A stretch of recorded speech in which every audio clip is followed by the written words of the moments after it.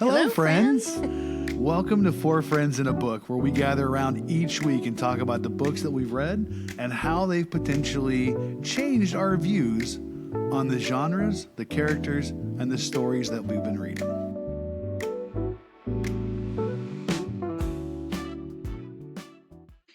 Hi, everybody, and welcome to Four Friends in a Book. I'm Dr. David Smith, and I'm here to welcome you and talk with you about what we're doing this week. And to my left, the effervescent, the amazing, the superstar shining Diane Boatman-Mays.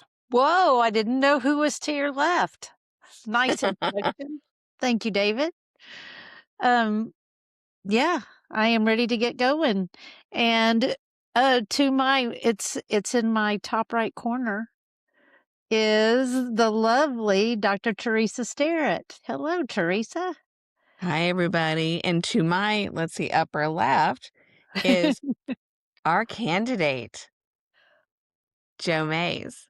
Well, I figured it was me because I was the only one of the four that was left, and I don't see any other pictures on the screen. So, yeah, thank you. It's great to see you guys.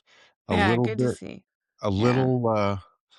Today's been a rest and recovery day. We had a whole bunch of folks over last night for the big game and the big halftime show, and before that, I snuck up to an event in Sanger to meet with the rural area Democrats of Denton County. Up in Sanger was actually a pretty good turnout, a dozen or so folks, and only fewer than half of them were candidates. So it's one of the things I'm discovering is that at these events, a portion, at least a chunk of them are going to be candidates. Everybody just sort of clamoring to get to the same audience. I think all of them were facing a primary, so their primary's coming up March 3rd with early voting starting the 17th through the 27th, I think. Yep. Is that right? Hey, 17th through the 27th. Joe, just a quick question. Was it the rural Democrats that endorsed you as their pick for the 2026 election that I saw today on social media, multiple threads? Just asking for all those in attendance. I did not see that one. Yeah. Haven't been on social media too much today, so. Oh, that's exciting. Yeah, there you go. It is exciting. You know what? I'm very impressed that you are wanting to serve and going out there and doing the thing. It's really, inaction is an action. Yes. Because many of us have gotten to that point where it's just like, ugh, so overwhelming. But you're out there and you are wanting to make the change. And I appreciate that. Well, thank you. That's one of my least favorite questions. I get a ton of surveys and a ton of endorsement applications, and the newspapers are starting to reach out just to get some candidate information. And they all ask the same question. And the one that I like, the question that I like the least is, why are you running? And it's not because I'm bashful about why I'm running. I'm pretty kind of open and candid. It's just not a really crisp, absolute, these are the 7 words that are why I'm running. Yeah. It's nuanced, it's complex, and it's a list of many things. Yeah, it's many things. And the more I answer it, the better I'm getting at refining it. But Truth be told, Joe, I mean, from my perspective, because there's been such a lack of Democrats or a lack of liberals that have gotten elected or even run for office, the best reason I can think of when somebody asks me why someone should run is because they're tired of not hearing voices like theirs. And honestly, the longer people choose not to run, the longer the list gets for why they should run. Yeah. Yeah, it was interesting. One of the things that was a common thread, I heard it probably from 6 or 8 different people, was they talked about coming out as a Democrat in the Sanger area, Mm. and that language is not lost on me. But coming out, they view their political beliefs as something that needs to be hidden, something that while they may not be ashamed of it, they don't believe that they're going to be welcomed by their neighbors and their friends. So yeah, it was just really interesting that term, that phrase in particular, is how people are used, what people are using when they're talking about identifying their political beliefs. So Mhm. yeah, it's interesting, and that's again part of why I'm running. Every time we went to an event at a local bank last week, and of course I stood up and introduced myself as a Democratic candidate, and we had 6 or 8 people come up to us afterwards and say, "Oh, I thought I was the only Democrat," or "I'm the only Democrat in Pilot Point," or "I'm one of 3 Democrats in Aubrey," or whatever. And it Uh, feels that way. It feels that way in Mhm. these small towns. yeah, so the more that I speak up and say, "I'm not ashamed to be a Democrat," come at my bona fides, come at my credentials as an American if you want, but yeah, not gonna be ashamed of my political beliefs, and just me speaking up about it, people are feel a little bit more emboldened to, as they say in Sanger, to come out as a Democrat. Yeah. Mhm. So, yeah. Good. Anything else new? Have you got, like, any new animals nearby that you wanna share with Let the me see, pop? we just happen to have one, let's see. She's not terribly camera shy. She's Where did so this come from? When cute. did we get a dog?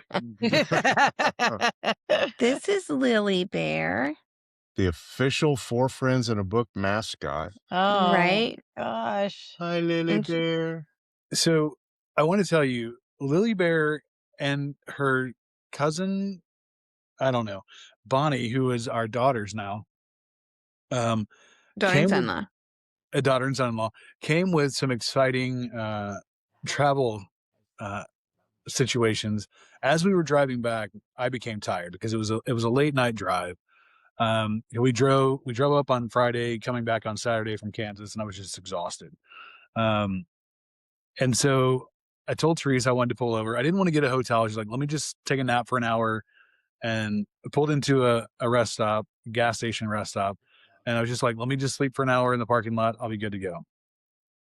And no sooner do I start to take a nap, and then something weird breaks out. And next to us, the guy like has no shirt on, gets out of his car, is screaming at his girlfriend or Oh. the female in the car with him, and then they take off like bats out of hell. And then, I mean, I'm 45 minutes into a nap, and he pulls back up, and I didn't realize he'd probably been there for 20 minutes or so. I think Teresa said, and she's in the back with with the two puppies reading her iPad, and she's like, I didn't want to say anything, but he pulled back up, and I was like, you gotta tell me these things. And so I was like, I couldn't go back to sleep then, and I was so tired. But we ended up driving the rest of the way home. We're in Oklahoma, so it's not that far of a way, but still tired. Yeah. And so we made it home, and the next thing I knew, it was Sunday morning at like almost 10 o'clock in the morning. Um, dog tired, Oh, literally. Literally yeah. Um, dog tired, yeah. but Jeez. what 'Cause we is up made it with home about 3:30 in the morning. what is up with the people of Oklahoma? Like, ugh.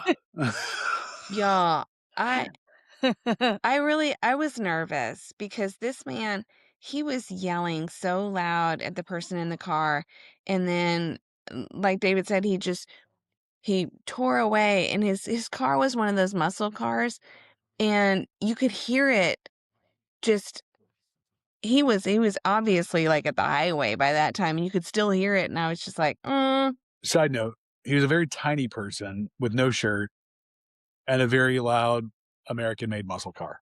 Yeah. So, it's like owning a Jeep, let's be honest. We have a phrase for people like that. We have Yeah. a greeting that we share with them when we see them. They generally won't hear it, but we share it amongst ourselves, and yeah. Yeah. And I can say it, I'll say it in a nice way. I am sorry that your manhood is so small. That sounds exactly like what we say. Oh, does someone have any? Yeah. Oh. It is what it is. Yeah. Anyway, Well, but such a love, and I'm so grateful for not only the puppies that we were able to bring home, but also for the people that we were able to interact with for the puppies. You can Yeah. tell they've been loved, and Oh. they are absolutely just shining stars. Now, this is my second dachshund, and Puppy Bear will always has a place in my heart, and she is right there sleeping next to Teresa as well. Yep. But Lily Bear is 100%. She is a very close 1B behind Puppy Aw. Bear for sure. nice. Now, And Bert, our basset hound, Oh. has, oh my gosh, he is the most patient dog in the world. The puppies are like biting his nose and biting his ears, and if he gets enough, he just takes his paw and he goes like this. it's good But stuff. yeah, okay, stop. Stop biting. Stop drawing blood. But he just is so good with them. Yeah, Aw. he's a sweetie. Nice. Yeah. Well, good. Well, welcome that love into your home. Yeah. Yeah. I forgot what puppies are like. Ay, Yeah, the ay, whole ay. potty training and Yeah. yeah. There's a whole sleep deprivation. The good news is it's a lot less than human children's. Right. And that's the thing. That's what I was telling Kate today. I said, it'll be over before we know it. Yeah. God willing. All right. Well, you want to dive into books? Heck yeah. We have a topic that I am the topic guy today. There was some, I don't want to say confusion, but there seemed to be some, I didn't do a very good job of communicating what the topic was. And what I had intended was military thriller, espionage thriller, political thriller, not political book, but political, that thriller genre, um, is what I had in mind. And I've got a specific book that I'm going to make my way to. I'm going to talk about some side trips because that's how I do. Um, along the way, but I'm going to start with I first became attracted and drawn to this genre in probably the early 80s. I think the first one that I read was Tinker Tailor Soldier Spy by Jean le Carré. There was another one, what the hell is it? The Spy Who, hang on. I love Who it when loved you me? look at me like I read these books. I I did not. The Spy Who Came In Briar From the Club? Cold. The Yeah. Briar Club. I'm sorry, what? Briar Club, yeah. The Spy Who Came In From the Cold. Gotcha. I didn't read, there's a trilogy that goes with Tinker Tailor Soldier Spy. I didn't read the whole trilogy, just that one, and then The Spy That Came In From the Cold. And these were written in the late 70s, early 80s. They were released in the early 80s. But it was very much the the First World, Second World kind of conflict, the bloc, the U.S. backed and the Soviet backed sort of worlds, and the spies. And I learned all about MI5 and MI6 through these books, and the differences and which is which. MI5 is the equivalent of the FBI. MI6 is the equivalent of the CIA. MI5 is internal to Britain. MI6 is external. Anyway, so yeah, this was really, and it was very much in the Soviet Union kind of as the antagonist in the stories, and it was fairly these stories were very somewhat clear in where the morality lay. The good versus evil, and battling the bear, and the little guy taking on fighting for freedom, blah blah blah. So it was very, I don't want to say clear, because particularly in John le Carré's books, there was some moral ambiguity on the part of, like, Soldier or The Spy That Came In From the Cold, was faced with this sort of dilemma where, even though sort of the sides were clearly define good versus evil, the issues facing the protagonists weren't. From that, I kind of moved on to Robert Ludlum books, the Bourne books, Bourne Identity, Bourne Supremacy, obviously made into movies. Um, 20 some years after I read the books, absolutely loved the books, was on a whole uh, kick on Robert Ludlum for quite a while. And then, of course, Tom Clancy came along. And Tom Clancy brought a level of not mirth, but it was seemed more accessible. The Ludlum books, and I also went through a period where I read all the W.E.B. Griffin books in the Mm, Brotherhood of War series.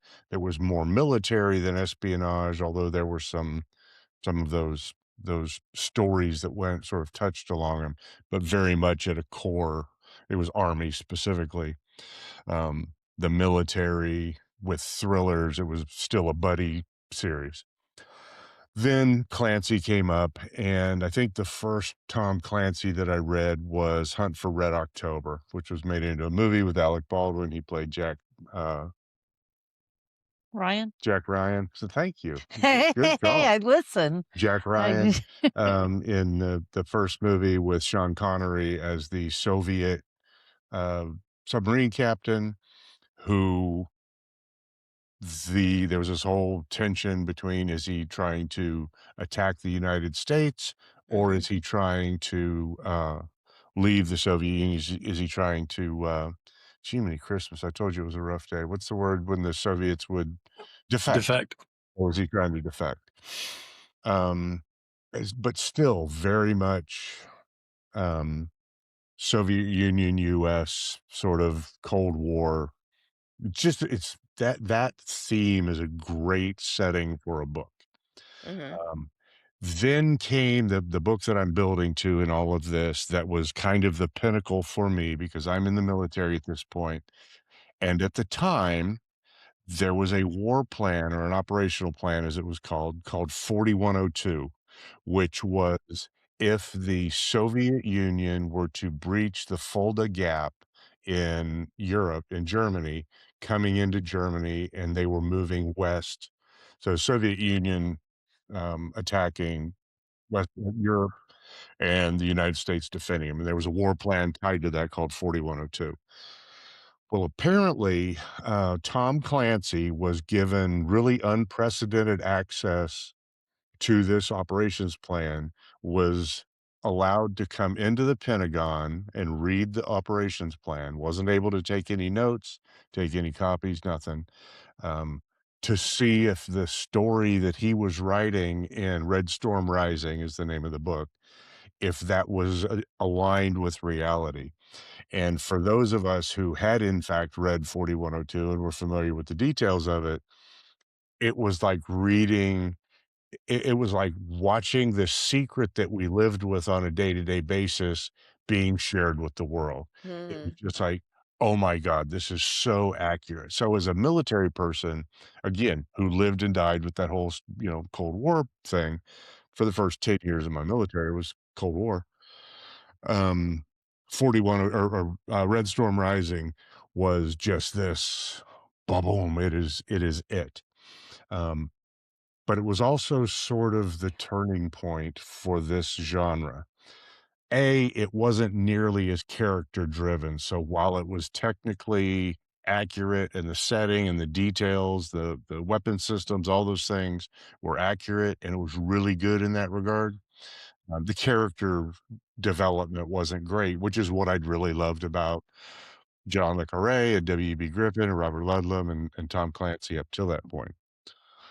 And then it was right after that when Tom Clancy wrote Clear and Present Danger, where the big bad wolf wasn't the Soviet Union, it was much more um, Iran Contra. It was much more the CIA is going into Central America and they're running drugs for the purposes of funding a secret war and blah, blah, blah. And I think, again, in hindsight, looking back on it, I think the reason that turned for me was a couple of reasons. I promise I'll shut up in a minute. Um, One, the enemy wasn't as clear, so you didn't have that really clear literary construct of protagonist, antagonist. You had blurred lines. The good guys weren't all good, and some of them may be really bad, and the bad guys, they may be trying to tell you the truth and you're not believing them. So it really blurred that line, and it started taking away from having this built-in antagonist that even Bond had used for years with Soviet Union and the Second World. Um, and it went so far that trend sort of came to its extreme absurd conclusion in the movie Top Gun: Maverick. Now, I'm a huge Top Gun fan, loved the original. I loved the second one as well. It was really good. Um, but one of the things about it that left it a little empty is the enemy was a Middle Eastern country, not specified. It was just vague and Mhm. almost vaguely racist or, xenophobic, but it was just, we don't really need to call out who the enemy is. It's just an enemy of bad people that we're going against. And without the specificity that came from those earlier books that I really appreciated, the technology and the flying and all the other parts of that movie and the camaraderie of the unit, that was all cool, but the tension in the movie didn't really exist because the antagonist was kind of a hand wavy, yeah, it's like they didn't finish the story. Mhm.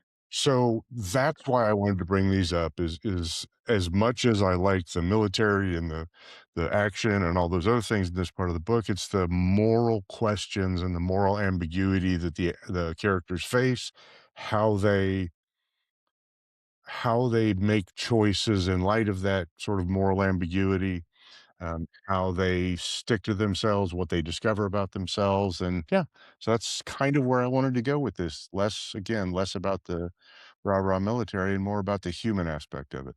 Mhm.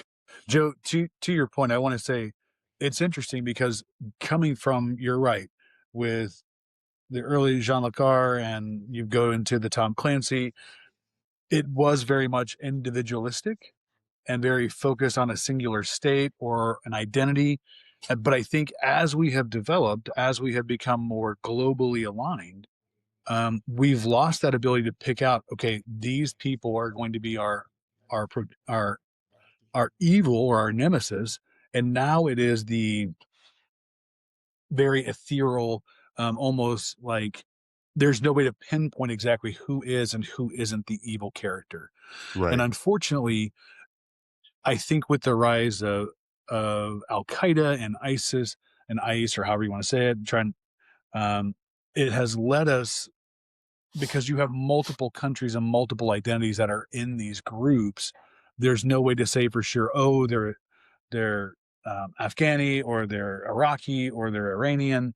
It is, they could be anybody, and Yeah. it's how we don't just say it's a group or it's a cult or whatever is beyond me, but it's institutional, um, which could be just so blase bland in terms of who is and who isn't versus the individualistic. It Um, Go Interesting you ahead. said one of the books that I've been working on, I've got sitting on a shelf that I need to go back and finish, is the antagonists are not a nation state. They're an economic and political collective, but across multiple nations. It's not a single nation. The source of Right. it, the origin isn't. And that was intentional because that's kind of the nuance and the complexity of the world we face today. Rarely are you going to say, okay, this country, Babistan is the bad guys.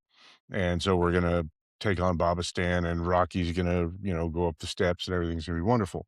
That doesn't really exist in the global world in which we find ourselves, and it probably didn't exist ever. The Soviet Union kind of codified things a little bit when we had the first world, second world, third world.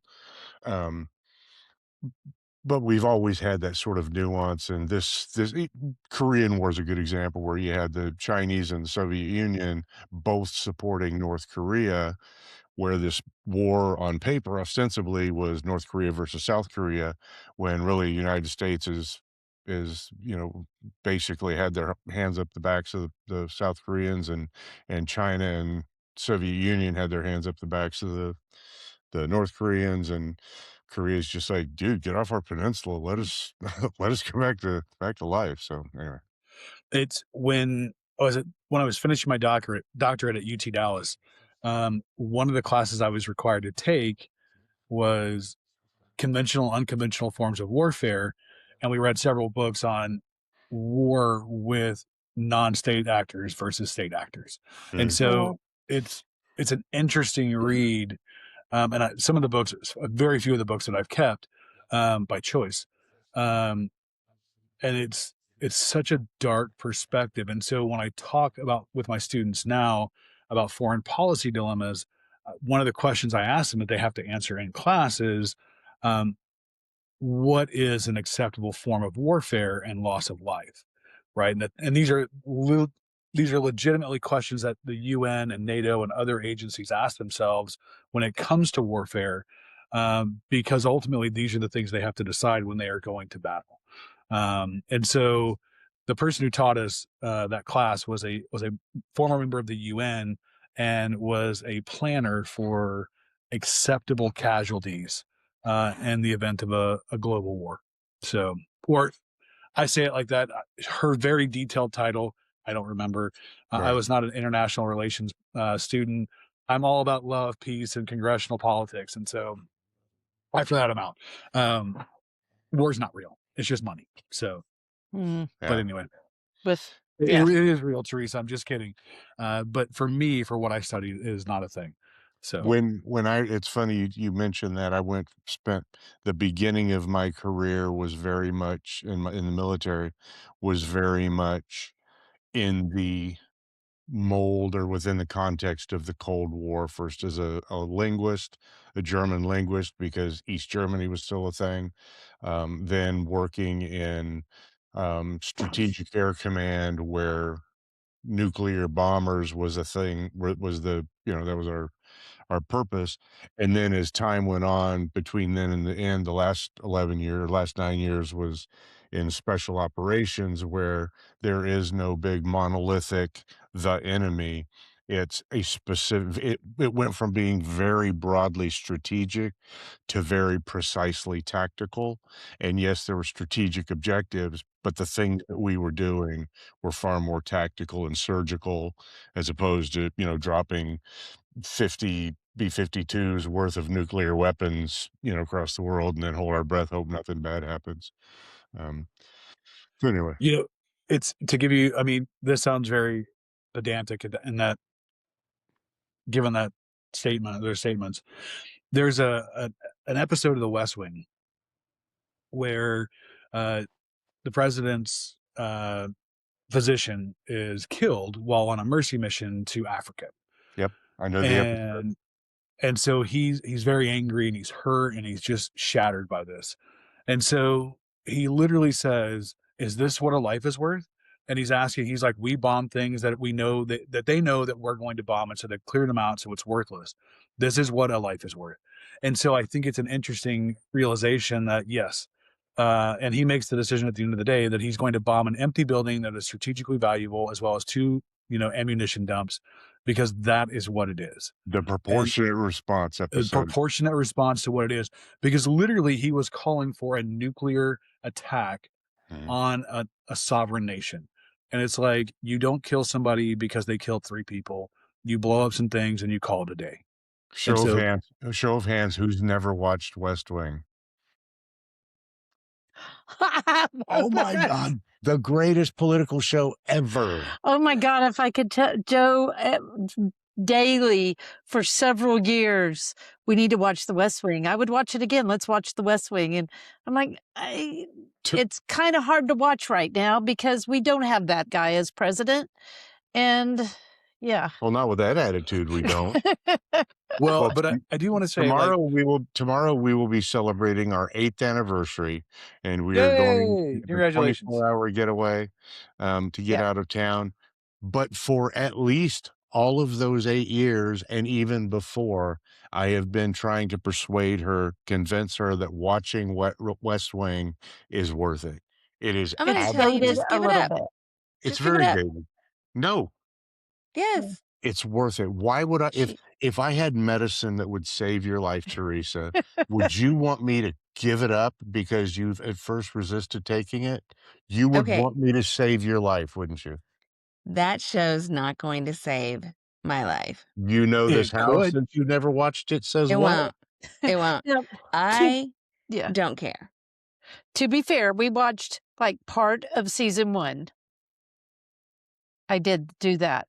And it Joe, made her I've sad. The reason she won't watch is it makes her sad because we don't Yes. have that. We do not have And I've Jeff heard Bartlett? Jed Jed Bartlett, Bartlett. Jed Bartlett Jedediah, as, yeah. president. And the reason that I've heard it compared, then I'll shut up, David, but I've heard it compared that we had uh, West Wing before the turn of the 21st century when we had Clinton in office, and then we got House of Cards when we had Bush and Cheney in office, and after the turn of the 21st century, and it was a very much different saw it much differently. Those two sort of worlds in which, hey, there's hope for working together and finding solutions to, I'm going to shoot you in the face and you're going to do what I tell you. Or, yeah, That's what it felt like when you told me to watch West Wing. I didn't tell you to watch West Wing. I told you I had a vaccine that would save your soul. And I'm gonna tell you, we had hope for 8 years. We had a hope president for 8 years. Yeah. And Now we have well, thoughts and prayers. now yeah. Oh, So, there's my Zoe bunny. oh, hey, sweet girl. Um, okay, Joe, when you were talking about the books, your progression of books, one of the things you talked about, I can't remember what your like ending recollection was, but it resonated with me because that connected to my book. Hmm. And if we want to talk about the books we chose, I'm happy to hop on in. Yeah. Okay. My book is called Artificial Wisdom, and it's by Thomas Weaver. And are you familiar with it? I know the concept. I know of Okay. it. I've never read it. Artificial Okay. wisdom as opposed to artificial intelligence. Yeah. Well, it's 2050, and the Earth, I know it's a real shocker, is in like this climate crisis. And they now have, instead of presidents, this is a global leader that is Ah. going to be elected. And the one of the candidates is a former U.S. president, and the other candidate is an artificial intelligence. And so it was political intrigue because you're following the election and like finding why there's a global climate crisis. It it was really very multi-layered, very interesting because at first I thought a global leader, you know, that's That's your new world 20 order. Yeah. 24 years in the future. It's probably not I mean, this guy wrote the book a couple of years ago, self-published it in 2023, and as much as things have changed even the past couple of years with AI and everything, the concepts still stand. It was a very interesting book. It was totally out of my wheelhouse, but it was good. Well, and it's not unusual that there's a certain amount of speculative fiction or near future dystopia that comes with these stories. If you just wrote about what had already happened, Right. that's a different genre. But if you're taking all of the facts of today and projecting it forward, it's not surprising that there's almost a sci-fi element or a future. So that sounds very cool. Yeah, And it was interesting. the ones that are most effective are the ones that you can look at and say, well, that's frighteningly feasible.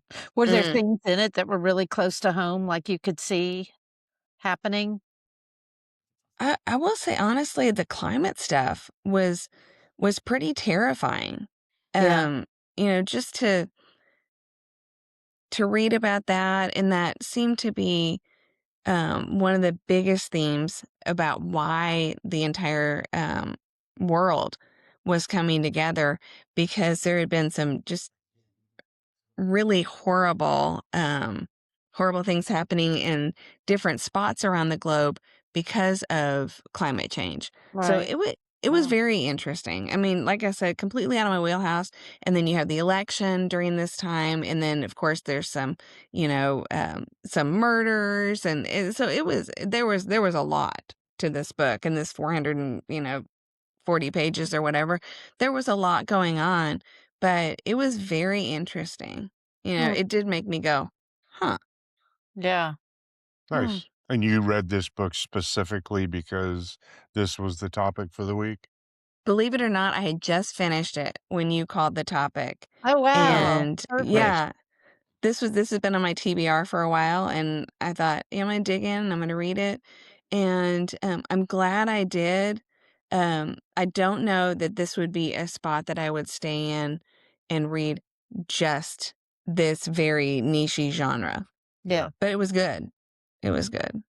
Yeah, my people just assume that, um, Stephen King is all I read, but really, I went through a period of probably dozen or 15 years where I read almost exclusively these espionage thrillers and, Mhm. um military thrillers and political thrillers that morphed into legal thrillers, and I know, Diane, this isn't your jam, but we were talking at lunch, there's a few of these that sort of, I think, tie into the broader, if we look at it within the context of sort of some of the morality choices that characters Mhm. Yeah. face. I think really the one I would talk about the most of the 2 we discussed would be The Women by Kristin Oh. Hanna. Just the fact that it dives into the Vietnam War from the Mhm. perspective of the female nurses, and it's so true to what happened. In fact, my brother's sister-in-law, my late brother, so my Is what sister-in-law's sister, Yeah. Got served. it. She was a nurse in Vietnam, and Well. she read the book, and she said, "Yes, this really described." She didn't have the exact same location. Mhm. Her hospital was not in Vietnam, it was Thailand probably or I don't remember, yeah. but it was a place where a lot of soldiers came, but she wasn't right in the battlefield like the character in The Women was. But still very scary, in very scary situations. Mhm. And, she just said, "Yeah, this was exactly how it was." So much of it was true. Um, and the whole thing about who's right in this, Mhm. there's bombings happening and civilians being brought into these hospitals. Yeah. They weren't being bombed by the North Vietnamese. Right. It's like, "Oh gosh," and then when these soldiers would come home and be hit with the protesters who are Mhm. mad trying to stop the war, well, they're being completely insensitive to these young people who have served over there, Mhm. um, yet they still have a point of, "Let's stop the war to pull these young people back home and bring Right. them back home." Crazy, crazy times, and, um, I feel like a lot of it, the blurred lines between who's right and wrong. Of course, the Mhm. right people are the ones trying to save people's lives. Right. Nothing's you know, nothing's wrong there, but the governments that are at battle there, just a horrific situation. Yeah, That and that is probably my favorite Kristen Hanna ever. I've never. I It's think that was so well researched and so well done, and I don't know, and I learned so much Me too. from that novel. Ugh. Yeah. And historically, if you look back at kind of across the era in World War I and World War II, it was very much a rah rah, we all come together because our access to information wasn't what it was going forward. And it was because it wasn't that long after the end of World War II that we started being involved in Korea. And Korea was the first time it seemed, probably not absolute, but it seemed like collectively that was the first time where large groups of people said, wait a minute. And they weren't the protests that you had in Vietnam. There wasn't access to the information that you had in Vietnam, but that seemed to be kind of looking back the first time when there wasn't that rah rah, let's all go, Mhm. we're all in this together. It was more of a wait a minute, what are we doing? And then Because but it was just a conflict. It yeah, was not called a war. and then by the time Yeah. Vietnam rolled around, of course, you had it was literally on the nightly news. That was the low light or highlight of the day was seeing that half hour of what the hell's going on over there. Um, is where things really started to when people started to much more openly question the morality of the situation, not just the morality of the people involved in the situation. But Right. we're fighting, instead of fighting like the Axis powers, we're now fighting an idea or an ideology under Well, communist or fascist, or not fascist, but communist, or different viewpoints, as opposed to uh, threats to the existence of a people or an identity.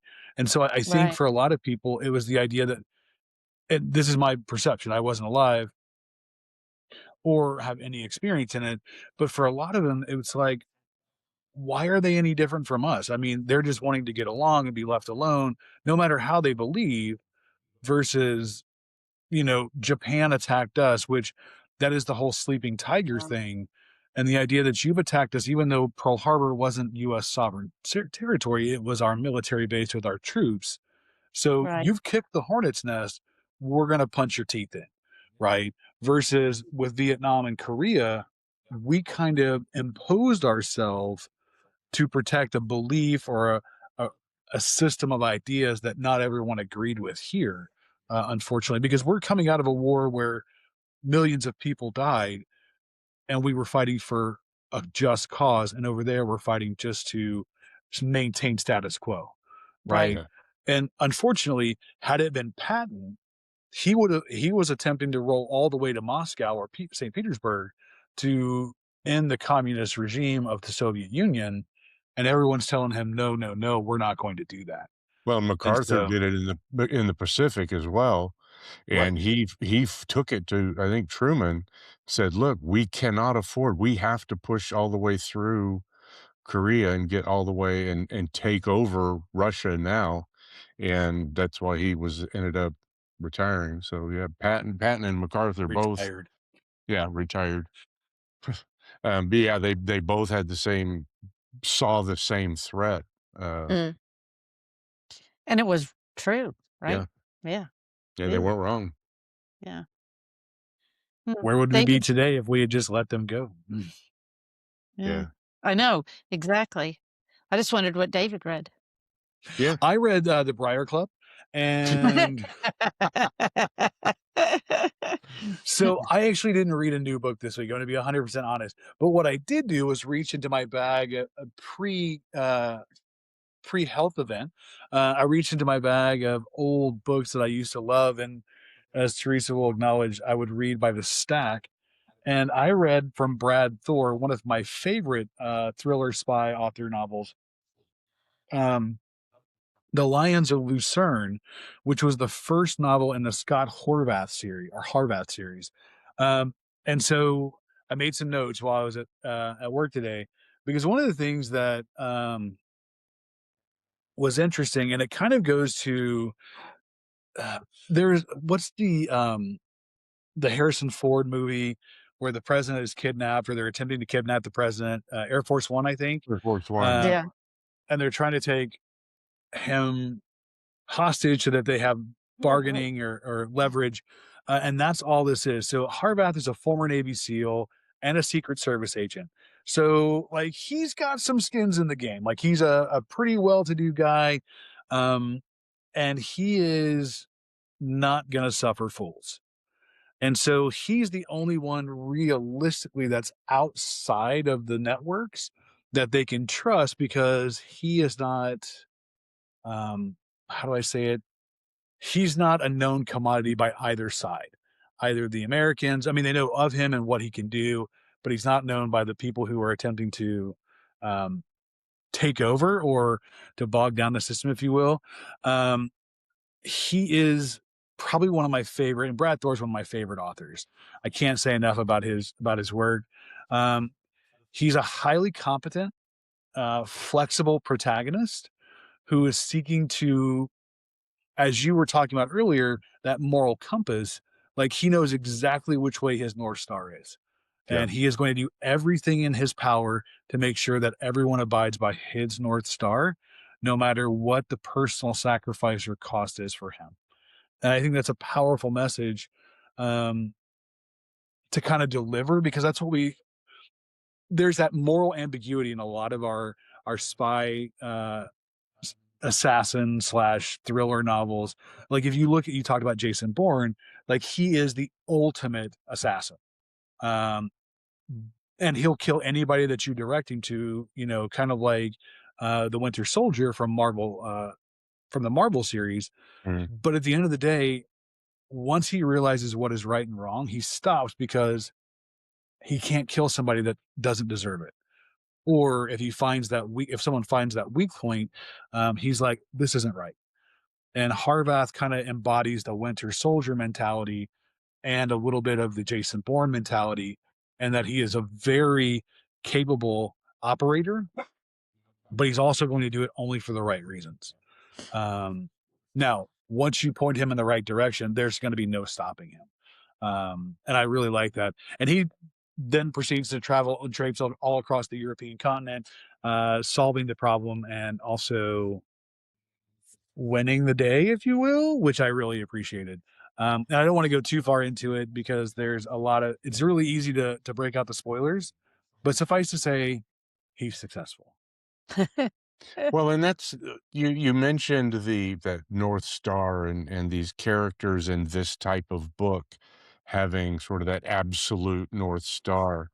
And I think that one of the things looking back that I really enjoy about this genre is sort of a variation on the hero's journey where you've got a hero who has or protagonist who has this moral compass, this moral set of beliefs and that foundation, and then they get challenged. And when those moral beliefs and when that moral compass is challenged, how do they respond? And are they willing to question? Are they willing to take a step back? They fight it. They say, no, this is absolutely true, or this is absolute right, and this is absolute wrong. And then when those notions are challenged, to me, it's just a very humanizing genre because it takes people and puts them in the most trying of circumstances where they have to say, wait a minute, who am I really? What do I really Mhm. stand for? And it's what is my government? This thing that I've given my whole life to defending. What if they're wrong? Now looking at the writers of this type genre, I feel like it can be done terribly wrong too, 100% yes. where you don't have a fully rounded protagonist who is just full steam ahead following their North Star and nothing else matters, and I bet it can be done wrong. So it's nice to hear the ones that y'all like and who does it well. Mhm. Yeah, and most of the people that perhaps not surprisingly, most of the ones that I've read other than, Kristin Hannah with Women, which was magnificent, uh, everything that I know about the military, firsthand or secondhand, was accurately represented, and 100% of the people who I know who knew that experience firsthand say the same thing, said she Wow. nailed it. She got it right. Oh, Kristin Hannah. Yeah, Kristin Hannah. And that's so important, to Diane's point, to Mhm. get it right. And he said Tom Clancy gets it right. Yeah, He Tom got it right. Clancy, He's gone he's now. gone. It was, like I said, it was 41 or Red Storm Rising was kind of a crux for him. That's where he went from being really down in the weeds, detailed, really, Jack Ryan is this character that's now morphed into son of Jack Ryan, and there's a whole, Jim from The Office is played Jack Ryan now. So it's kind of run its course. But Red Storm Rising is where in that one, the people aspect was de-emphasized, and the star of the show was the setting and the events. And after that, he went back to, like I said, in Clear and Present Danger and some other books, he went back to sort of the people side, but it feels like that's when he sort of crested the hill, and the ones after that weren't as good because they weren't as raw on the humanity side. So yeah. Mm. Where's W.E.B. Griffin? He was a former military. He'd been in the Army in World War II.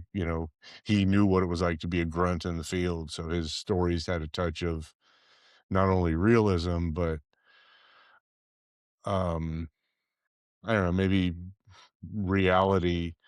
I don't know what's the word I'm looking for. A touch of humanity, knowing what it's like as a person in that environment. So he was able to write it with a little empathy, maybe. Yeah. So I do want to say the other author I really wanted to reach into, but I didn't because I wanted to stick with was Steve not Steve Barry. Brad Thor is Steve Barry. And I think you would like him, Okay. Joe, for a couple of reasons. Number one, he writes very plot heavy books, but also there's a touch of realism, almost like oh my gosh, I was about to say his name and I totally flew out of my mind because I'm thinking of all I can think of now is Tom Hanks. The Dan Brown Clancy? series with Oh. what's that? No, Oh, Dan I'm Brown sorry. series Gotcha. with all of his books and that Tom Hanks is the star of. Yeah, Um, yeah. Steve Barry writes from that very same perspective. Right. It'll come to us in a second. Mhm. And so he writes these books and it's all about this bookstore owner. And so I think that would be an even more powerful link for you because of what you and Diane have done, what Charlie's done. So Is it imagine you Langdon? got Yeah. what's that? Is it Langdon? Robert Robert Langdon's the Langdon character is the from the Okay. Da character that Vinci Tom Sorry. Hanks Code. plays. No, Sorry. you're Boop, totally boop, fine. boop. The Da Vinci Code and all that. But he writes books like the Admiral's Mark, the Templar Legacy, the Alexandria Link, the Charlemagne Pursuit, and each of these it's a historical pathway for what these characters or what these historical locations are and how they play into the game today. And Oh, so one interesting. of them actually goes back. Let me look at because I'm looking at them right here, and it'll come. I've lost it. It is. Oh, good heavens! It actually plays into the Alexandria link, and so this is, if I'm not mistaken, this is the Washington, almost the Culpeper ring from Steve Barry, and he's got some really good books in here. Oh no, Jefferson Key is what I'm thinking of. Alexandria link is something different, but I encourage you to look at Steve Barry because I think he is more of the original Tom Clancy and more of the Jean le Carré than what we see in today's writers. He's a lawyer by trade as well as an elected politician, and as a We met him. result of his work, he and his wife have founded a historical preservation society, and a portion of his book sales go to this organization to keep these sites that he writes about that he goes and researches for his books to help keep them safe from overdevelopment. Let's just Yeah, say since we're in a we town met like him. that. We know him. We met him at the DFW Writers Conference 2 years ago. Yeah. Yeah. Yeah, Yeah. I Very. adore his work, Lives and in Florida. yeah, Yep. St. Augustine, Florida, home of one of the most famous places on earth. If you are a lover of Spanish architecture. So St. Frogustine. Oh, and it's such a pretty place. I almost took a job there, as a matter of fact, early in my career. So, Wow. yep. Did I ever tell you the story of St. Frogustine? No. Diane, let me find the image because this helps. Hang on. We wrote this book. We went to visit St. Augustine when I came down there to visit before we got married. And when we had lunch, we came up with a story. Kind of wandering down the street, we just outlined this entire story. Diane absolutely hates. Let me Adorable. share the screen. And I've still got the outline, but this is the critter that Diane just hates. That you find in every tourist store. Now, this is an actual one, but the Oh, little glass ones. I cannot stand the little figurines of frogs, big-eyed frogs that you find in tourist places. Yeah. They're creepy to me. So And what they'll we have did like is little hats on or yeah. You we realize, came of up with course, a now whole we're going to send outline. you all the frogs. Absolutely. That's the only thing you're gonna get from us now. Frogs. So we wrote a story called St. Frogustine, Yeah. where those little frogs are cute. haunted. And there was a the whole, I won't spoil We it. may actually write it Yeah, at we may some write it. point. I've still So got the outline of it. yeah. It's they were cursed. These little frogs are cursed, and bad things are happening to the tourists who buy them. And then I won't Yeah, you can't spoil go it. any further. I can't go any further. Because you'll spoil it. The gift frogs are It will be our cursed. political espionage thriller. Yes. Frogs. St. St. Frogustine. Frogustine. That's the name. Hold on. Isn't that the name of a famous international assassin, is the frog? Famous I don't who? know. Maybe. I'll Are have you to- making that up, David? No.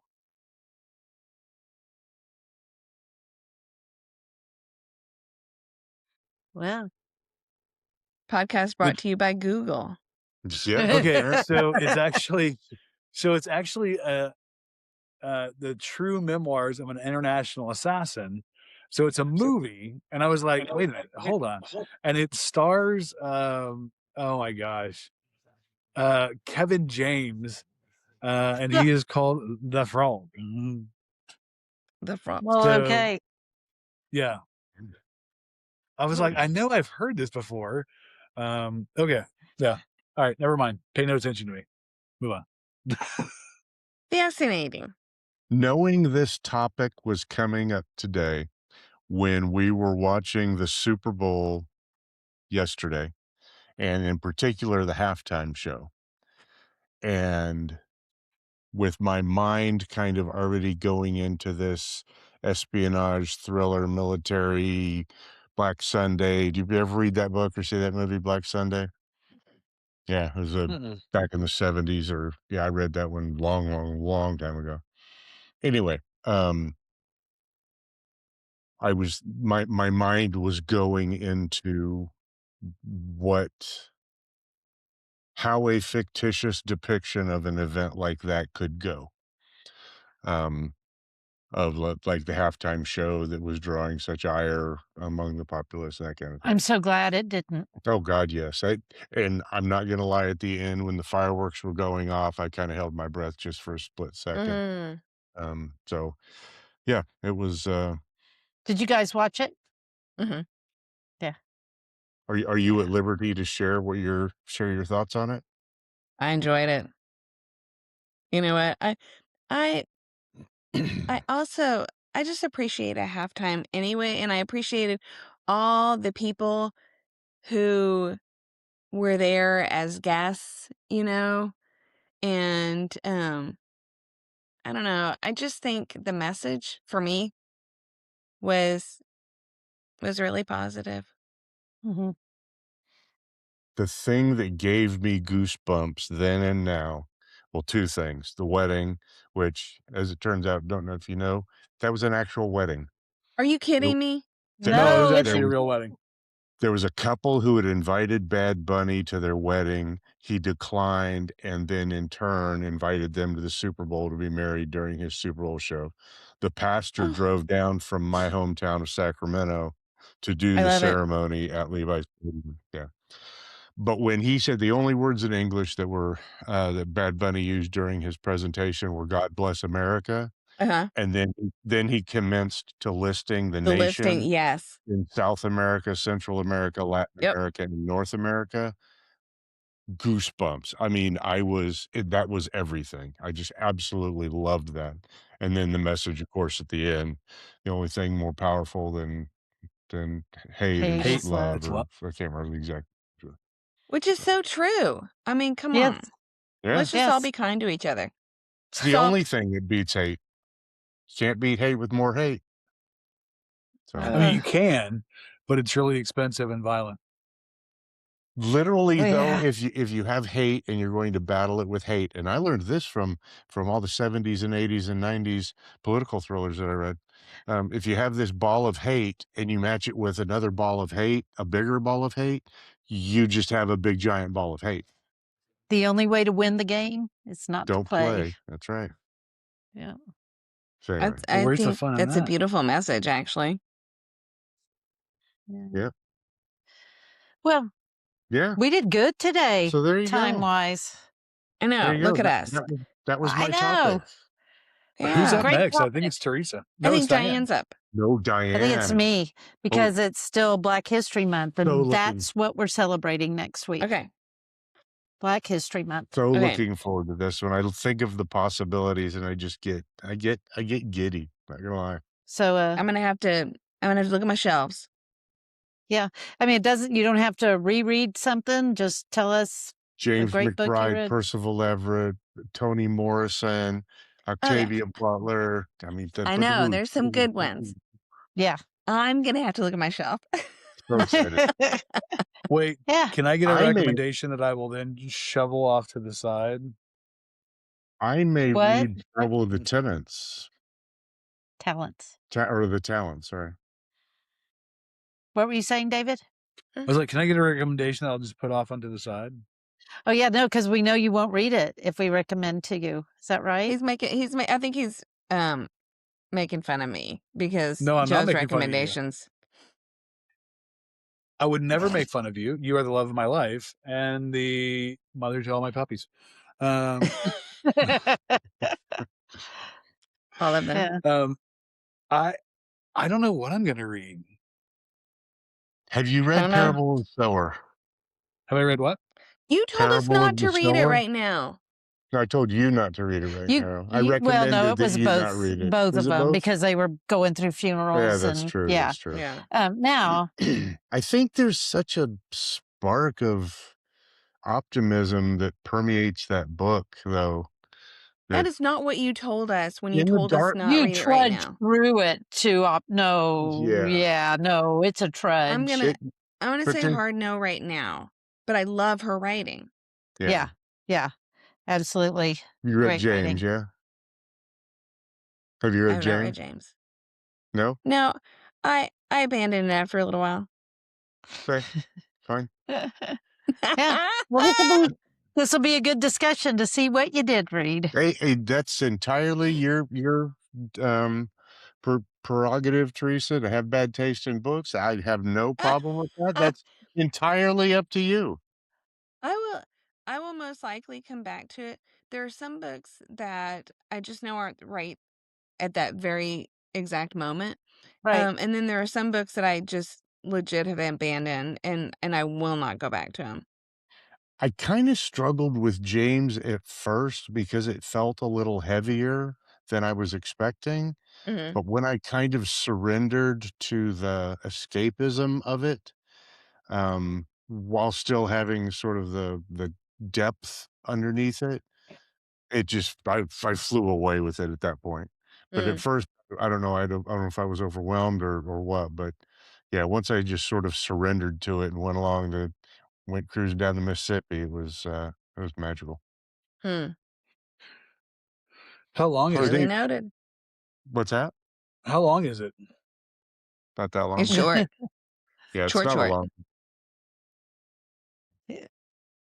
Seemed longer than short, though. It's like a couple hundred pages. I guess Yeah. that's all perspective. About 320 pages. Oh, it looks short. What do I know? I abandoned it. That's what I'm saying. How do you know? Yeah, it was short Yeah. for you. You only read 10 pages. Ooh. It was Yeah. like 50 pages. Wait, hold on. Do you have a copy of it? I do. I do. At the store or here? I do. You do? Oh, is it here? Yeah, I just sold the one at the store. Hand sold it Saturday. Nice. Boom. But we do have one that do you have- we can give you, Do you have a copy, Teresa? I do. Oh, okay. James. Yeah. Yeah, I that's would why I buy the started copy, it and then but didn't finish it. We'll the probably boss get has a more copy. in. But yeah. Do you I have think James I'll give James a shot, unless somebody else is going to Yeah. read it. Do it. That'd be a Sure. good one. Don't do because I'm doing. Briar Club? 100% transparency. I can't read Toni Morrison. No, she's not doing Briar Club. Well, because it has to be by a Black author. I just wondered. I didn't know. I didn't know what I you were was doing. trying to think, is there even a person of color? I mean, there are different nationalities. There's diversity, but not, I don't think there's a African American in Briar Club. Diane, I'm not going to pick on you because I adore you. And so I shan't pick on you and say, Briar I Club. do too. Yeah.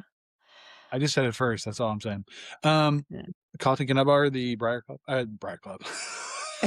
Can I borrow James? Of course. Absolutely. Thank you. Awesome. I know exactly where it Well, is. I'll put my hands on it.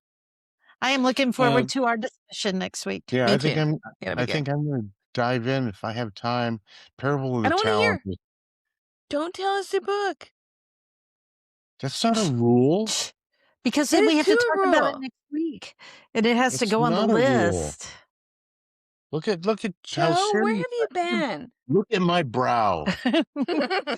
Furrowed. That's No. furrowed. What? No. Okay, what is all the fuss? What is all the I fuss? explained. Next week, I will just talk about the book and not tell you who it is, what it is. Somebody No. needs a Make you snack and a guess. nap. I know. I think it's Joe. Oh, Therese, she's got a puppy on her lap. She can't get up and get a snack, David. It's you I he's don't talking think so. about. Oh, I don't think so. I Oh. don't think so. All All right. So exciting times. I really am grateful for you guys. I have to be 100% transparent. I came home from work. I'm exhausted. I was like, can I do it today? And as soon as I got on here, I felt so much energy. So I'm grateful for that. Yay. That's good. I was the same way. I didn't want to do it, but I'm glad we did. Yeah. Yeah. I wanted to. I was good. Right? I wanted to see you guys. I wanted to do it Okay. until Therese started being mean. Then I was like, well, maybe I Time should. out. I want to say that I feel attacked right now because it's not that I didn't want to hang out and see our friends. I was just like, I'm exhausted. One of us slept with the puppy last night. The other one Oh. slept comfortably in the bed, all snuggled up with the good puppies, who know how to sleep through the night. I love good passive aggression. That is just, yeah, it's I know. really, What is happening? to do it well is really hard. He's gifted. Whoa. Speaking of passive He aggressive. called me gifted. I called you gifted. Instigator Joe. Wow. All right, Okay, friends. All right. Well, so I'm good gonna to go see find my you. book. Yep. Yeah. Absolutely. Have a wonderful, wonderful week. Y'all David, too. Love you. get some rest. Love y'all. Love Time you. out real quick. Time out. Hey, What? if you guys are in Denton County, if you're in Texas, make sure that you have your voter registration card. Get out and cast your ballot in the primaries, whether you're Republican, you're Democrat. If you're going to the caucuses for the Libertarians and the Green Party, make sure you cast your ballot. Make sure you have your voice heard. Even if you don't vote for everybody, make sure you cast the votes for those spots that are important to you, because this is what matters, and it's your voice in these elections. Early voting starts on February 17th and goes until the 27th, and voting starts in March for your primaries for And where Republican can you and find Democratic information? You Where can find all the information about information that? available Joe Mays for Texas for the most important office that's being run right now. But also, you can get out to your League of Women Voters for the counties that you There live you go. in. And if you can't find information there, hook up with your local parties. Even if you don't agree with the parties that are out there, talk to your parties, get their voter information, get their candidate information so that you can be informed when you make your decisions. And be reminded that you need to have some form of ID, whether it's a driver's license, a passport, your voter identification card. Everything should be current so that you are eligible to participate and make sure that your voice is heard. And make sure you read what you're allowed to do in the voting booths, which is to bring information in with you. You can't take your phone because that could lead to taking of pictures, but you can bring a piece of paper. You can bring an actual printed off ballot where you've made your choices so that you can be informed and you can have your voice heard by the elected officials and your parties. So that's what I And got. if That's they my public turn you service away, announcement. go back, What's that? right? If they turn you away, go back and get the information that you're missing and come back. Don't let that deter you. Absolutely. Yes, and make sure that I don't want to say, I mean, the old adage is vote early, vote often, but make sure that you are ready and you're present and you're there. And if you're in line by 7 p.m., they cannot tell you no. So please be aware of that. You do matter. Your voice matters, and we want to hear it, no matter if it's Republican, Democrat, Libertarian, or Green, or whatever your party may be. Your Right. voice is important. Right. Just minor point of clarification, you will not see my name on the primary ballot. You won't see my name on the ballot until November. But yeah, other than that, It won't even be listed as a everything he said. Democrat? No, there's no primary. I don't No, think so. because he's already won the election because nobody challenged him.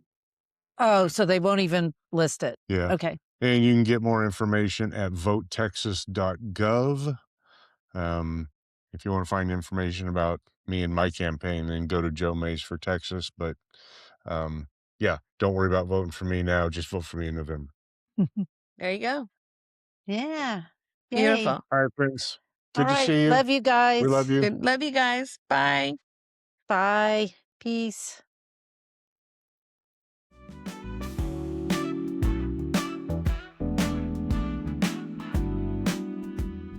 This is the Patchouli Podcast Network.